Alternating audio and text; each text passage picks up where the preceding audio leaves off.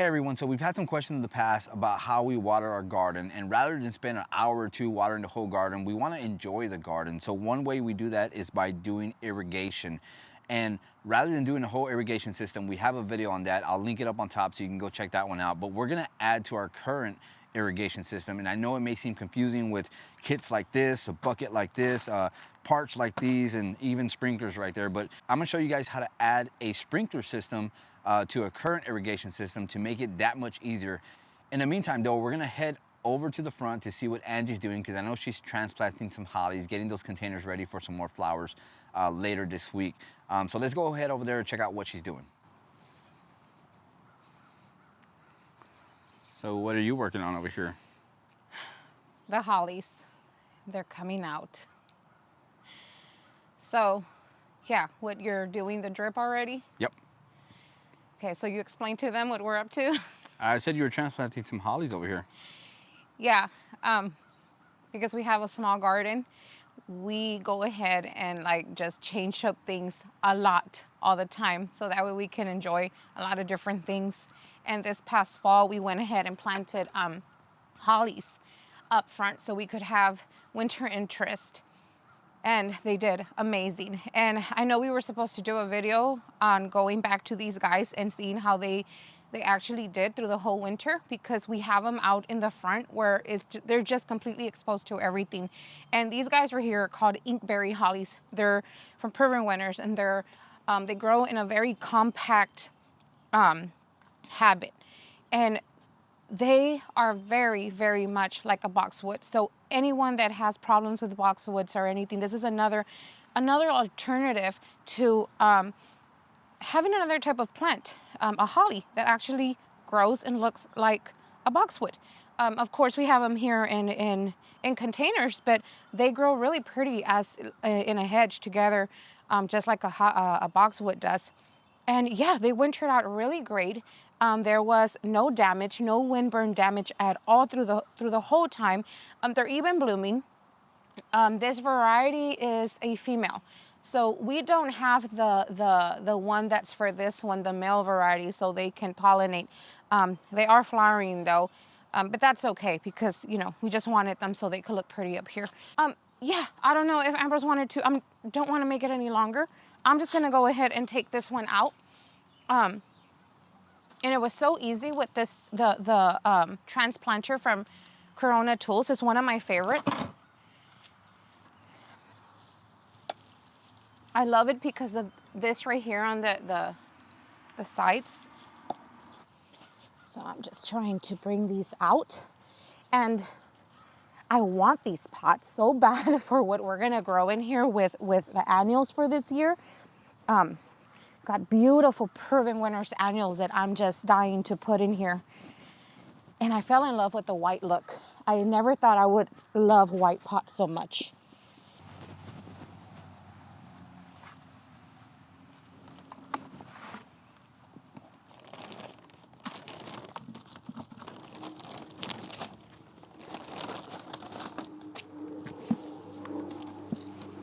So you want to go ahead and plant these really, really early in the season, or at the end of around fall or the beginning of winter when it's really cool weather. Right now we are having, it's late spring. It got late on us, almost summer, but we have really pretty weather right now. So that's why I'm gonna go ahead and transplant them right now. It's raining a lot. It's really cool. We're down to the 50s right now. Very pretty weather, like I said. So it's a perfect time to do it. So I'm just gonna go ahead and fill this up with soil, find a place, and then go ahead and clean out these containers. And you will see us later planting up these white ones. So I'm not gonna keep you any longer. And what, you were just gonna do the drip? Yeah, I'm gonna finish up with the drip. Yeah. So I'm just gonna go ahead and fill them up. All right, so now we're back over here, gonna get the drip system going. So the easiest way to start a drip system, if you haven't started one before, is just basically buy yourself a kit like this. It's gonna come with pretty much everything.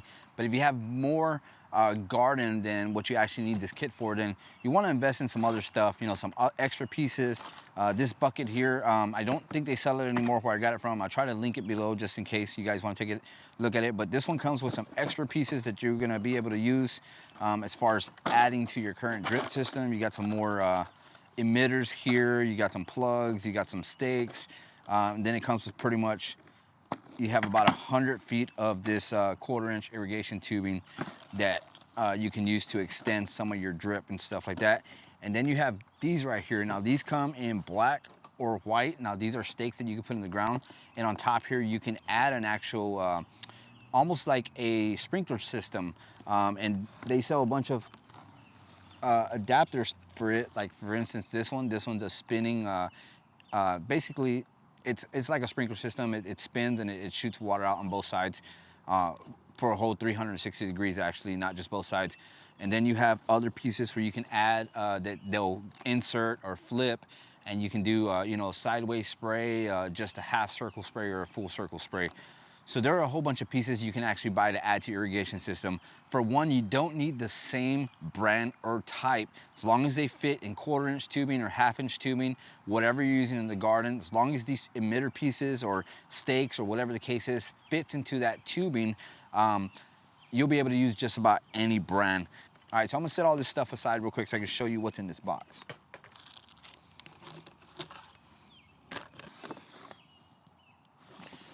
All right, so in this box here, you're gonna have some 1/2-inch tubing. I believe this is about 50 feet. So this is a 50-foot row of 1/2-inch tubing, and this is the main line you're gonna use. This is what we're gonna use to actually connect to our current irrigation system. And I'll show you how to do that here in a few minutes. Then you're gonna have a bunch of accessories that come along with it as well.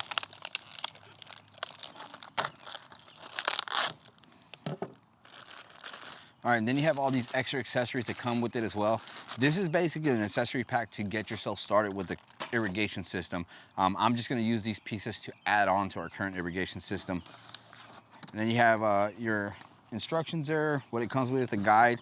And then this one comes with some actual more sprinkler system heads basically. And these already have the little adapters here. Like I said, you can flip these around, get a half circle, full circle, or spread it sideways, whatever the case is, or however you need to set it up in your garden. And then one of the most important tools you need right here is, it looks like this. I have a different one that has a couple different accessories to it, but this is the main one you're gonna need, especially this point right here, because this is what's gonna allow you to tap into the current main line, make it that much more easier. All right, so what I do suggest having is a good set of pruners, or you know, some type of snips that are gonna allow you to cut easily into all this stuff. Now, a lot of this tubing can easily be cut with some pruners.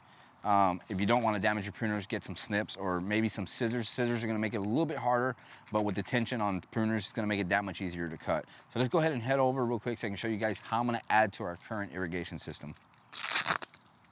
All right, so real quick, I want to show you guys what we're working with. You can see that end piece right there. Now that piece goes into the secret garden. We have a current irrigation system that's watering the whole secret garden in there, well, just about everything.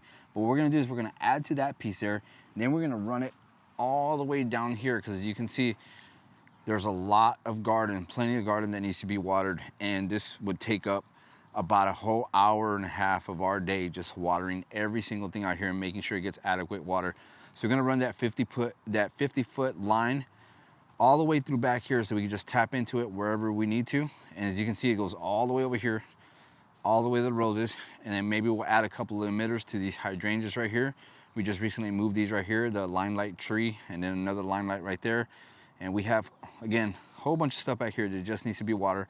But rather than just running emitters just to every single plant, we're gonna run those sprinkler heads, and I'll show you how those work once we get them plugged in to see how much water spreads. But we want to put them low enough to where it doesn't wet a lot of the foliage, but it gets the ground just moist enough to water these plants. All right, so I have my 1/2-inch emitter tube here. I'm gonna leave the camera stationary there so you guys can actually see what I'm doing as far as running it all along the side of this garden. Now, one thing your kit may not come with is landscape pins. Now, if you don't have landscape pins, it might turn into a two-man job.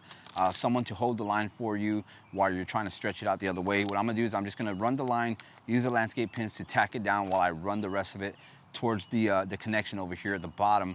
But again, I'm just gonna leave this camera stationary just while I set up this main line, then we'll get into how to actually add to this line and then put in those sprinkler heads around the plants and the roses and stuff like that, so you guys can see how I'm actually spreading that out and how much of a watering system we're gonna actually have and whether we need to add more. Again, those stakes, I bought a couple of them. so I have a few extra here. Most likely these kits are only going to come with a handful of these stakes, maybe 5 to 6. I think this one came with 5, but I bought some extras just in case because I want to be able to get good coverage for our watering system here.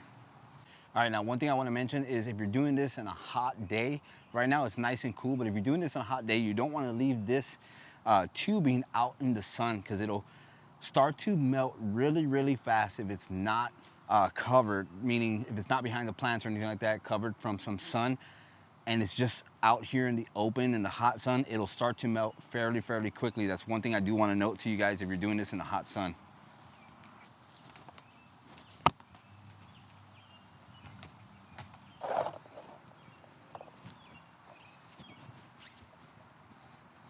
Then depending on what you have in your garden, it may be a bit difficult.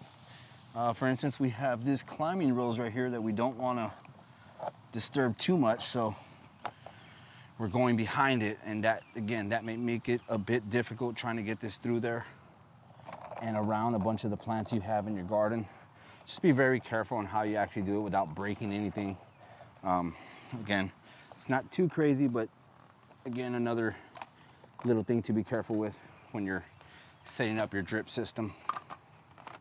All right, so one of the big issues I always have with these 1/2-inch lines is, if you see that over there, that kink in the line because they're wound up so tight in the box, it tends to do that, and it always does that in the worst possible spots where I can barely reach. But the only way to really take care of that is to go in there, pinch it back the way you need it to, stake it down so it stays straight. But yeah, it always seems to happen in the worst possible spot.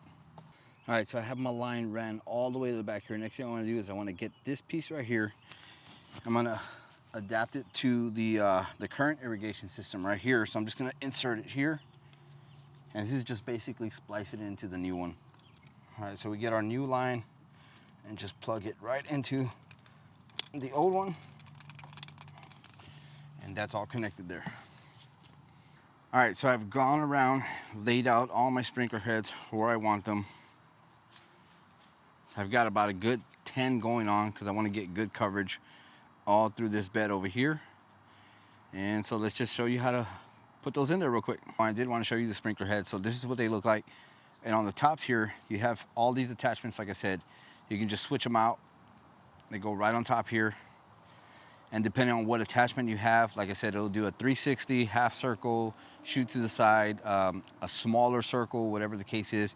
Right now what we're going is we're going with a good 360 circle to get good coverage all around and just moisten the ground here. It's on a slope, so I'm not really too worried about getting too much coverage in the front because with the slope, that water is going to slowly trickle down to the bottom of these plants here on the border side. So let's go ahead and get going with this. So as an example, I'm going to show you real quick how I'm actually putting these sprinkler heads in there. So I'm taking this tool here and I'm going right into the main line and I'm puncturing a hole with the tool right into the main line. And then with your sprinkler head here, you're just taking this end right here and you're putting it right into the main line, just like that. Now with these right here, you have two controls. You have one here where you can actually turn to limit how much water is actually coming out of there.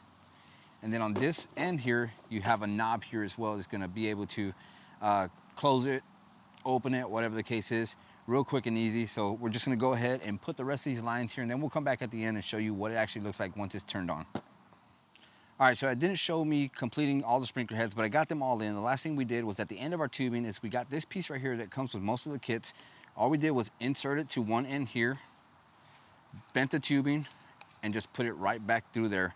And that basically caps it off. It prevents it from coming out of the end here, and that gives you the end of that. So whenever you want to add to some more irrigation, you can always use this end right here. You just take it off just like that, and you add your adapters or whatever you need to extend your irrigation system. But now that we got it going, I've turned it on. Let's go take a look and see what it's actually doing and see how much coverage we actually got over there. All right, so we're walking around taking a look, see how much coverage we got there. So we got one that's hiding back there real quick. It's providing plenty of coverage for these over here. Try to show you one that's actually, so there's one right there going. Zoom in a little bit. So that one's going, providing plenty of coverage for that whole area right there. And I think I spaced them out pretty good to where it's gonna get this whole bed some irrigation, and we won't really have to worry too much about coming out here and watering by hand other than what's in containers. But I'm gonna add some 1/4-inch line and maybe drop some some slow drip into those so that way they're getting plenty of water. But again, everything looks pretty good. I know some of these stakes are kind of high. I'm gonna get the rubber mallet. I just wanted to show you guys exactly what it's doing. So I can bang them down a little bit lower so the foliage is not getting wet all the way around. But as you can see, that one's providing plenty of space for this area. And I got different heads on some of them to kind of spread out a little bit more, but there you go. I mean, quick and easy, just getting the irrigation in. All right, so we are back with Angie, done with her hollies there. That's the castle wall, right? Yeah. Yep. So I can say that I'm all holly out right now. Are you? Oh yeah.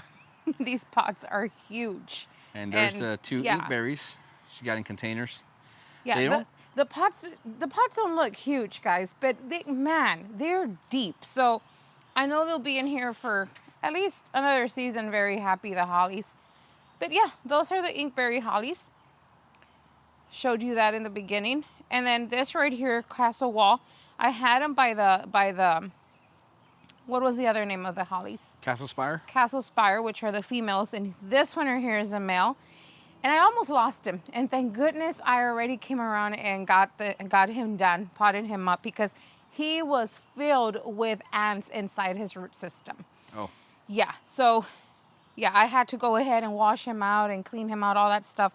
And I just put him in there right now. I gave him the holly tone right here, some bio tone, so they're all ready to go. And I'm not sure yet if I should prune these off where the damage was done. He was looking sad. But another thing that I wanted to let you know before we close this video out, I know it wasn't supposed to be a holly video, is that if you notice that your hollies are starting to, in the beginning of spring, they're starting to get, their leaves are starting to look a little tattered and really bad, and they're starting to drop. It's normal in the beginning of spring. They're just going ahead and putting on their new leaves. These guys were doing that in the beginning. They got fed. They're happy. The other ones up front too. Make sure you give them that holly tone. And that's it. So we're just gonna go ahead and set him on the side of the other two hollies. I think this guy can pollinate about 5 of the female ones that we have up front. I'm gonna keep him pretty close to them. And that's it. Great weekend. Yep. All right, guys, so that's going to do it for the video. I hope you enjoyed it. I hope you enjoyed the whole adding to the irrigation system and Angie doing her hollies, because I know she was trying to get those done for quite a while. But the irrigation, we definitely wanted to add to it to not have to worry about so much, like I said, coming out here and watering, spending a numerous amounts of time just watering. We want to be able to enjoy the garden and not have to worry about what's needing water, what's looking like it's dying back, or not dying back, but you know, suffering from the heat and stuff like that. So having an irrigation system definitely helps that. We don't have a timer. I know some of you asked, we saw a question, I can't remember if it was Instagram or YouTube, but asking about a suggested timer for the irrigation system. The one I've used in the past is just a Rainbird variety. Just about anyone you find at the local big box store is gonna work just as well. With those irrigation timers though, you don't want to leave them out through winter, because any water that does stay inside those can freeze up and it'll crack that irrigation timer and it will no longer work. I had that happen in North Carolina and I had to buy another one. But irrigation timers, like I said, we don't have it here only because the backflow in the water system here is not as great as I want it to be, so I can't leave the water on for a continuous amount of time. So we just come out here, turn it on, time it for about 15-20 minutes depending on how much water we think the plants need, and that's pretty much it, guys. But that's gonna do it for the video. I hope you enjoyed it, and we'll see you guys in the next one.